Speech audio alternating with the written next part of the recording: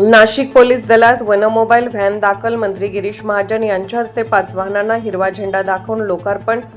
स्वातंत्र्य दिनाच्या मुख्य शासकीय ध्वजारोहण कार्यक्रमानंतर राज्याचे जलसंपदा, आपत्ती व्यवस्थापन व कुंभमेळा मंत्री गिरीश महाजन यांच्या हस्ते नाशिक पोलीस दलात दाखल झालेल्या वनमोबाईल व्हॅनचे हिरवा झेंडा दाखवून लोकार्पण करण्यात आले. यावेळी पोलीस आयुक्त संदीप कर्णिक, विशेष पोलीस महानिरीक्षक संजय ऐनापुरे, पोलीस अधीक्षक डॉक्टर डी.एस. स्वामी, पोलीस उपायुक्त किशोर काळे, चंद्रकांत दळवी यांच्यासह पोलीस दलातील वरिष्ठ अधिकारी, कर्मचारी उपस्थित होते. वनमोबाईल व्हॅन ही पोलीस दलासाठी गतिशील नियंत्रण व समन्वय केंद्र म्हणून उपयुक्त ठरणार आहे. या अत्याधुनिक मोबाईल व्हॅनमुळे आपत्कालीन परिस्थितीत तसेच गर्दीच्या ठिकाणी पोलीस दलाला घटनास्थळी तातडीने पोहोचून प्रभावीपणे कार्यवाही करणे अधिक सुलभ होणार आहे.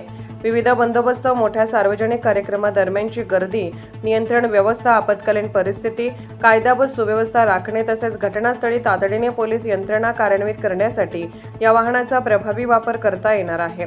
वनमोबाईल व्हॅनमध्ये पोलीस अधिकारी व कर्मचाऱ्यांसाठी आसन व्यवस्था, वायरलेस सेट व VHF कम्युनिकेशन प्रणाली, मोबाईल फोन व डेटा कम्युनिकेशनची सुविधा उपलब्ध आहे.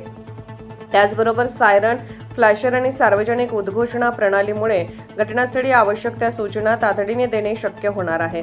वाहनाच्या प्रकारानुसार CCTV कॅमेरा व घटनास्थळाचे रेकॉर्डिंग करण्याची सुविधा उपलब्ध असल्याने महत्त्वाच्या घटनांचे निरीक्षण व नोंद ठेवण्यास मदत होणार आहे. तसेच वीज पुरवठ्यासाठी इन्व्हर्टर, बॅटरी किंवा जनरेटरची व्यवस्था, फर्स्ट एड, प्राथमिक उपचार साहित्य तसेच विविध आपत्कालीन व सुरक्षा साहित्याची सुविधा या मोबाईल व्हॅनमध्ये उपलब्ध आहे. नाशिक शहर व जिल्ह्यात विविध मोठे धार्मिक व सार्वजनिक कार्यक्रम सातत्याने आयोजित होत असतात. अशावेळी मोठ्या प्रमाणावर नागरिकांची गर्दी होत असल्याने पोलीस दलासमोर कायदा व सुव्यवस्था, वाहतूक नियंत्रण आणि आपत्कालीन व्यवस्थापनाची आव्हाने असतात. या पार्श्वभूमीवर वनमोबाईल व्हॅनमुळे घटनास्थळी पोलीस यंत्रणेचा जलद प्रतिसाद, प्रभावी संवाद आणि समन्वय साधण्यास मदत होणार आहे.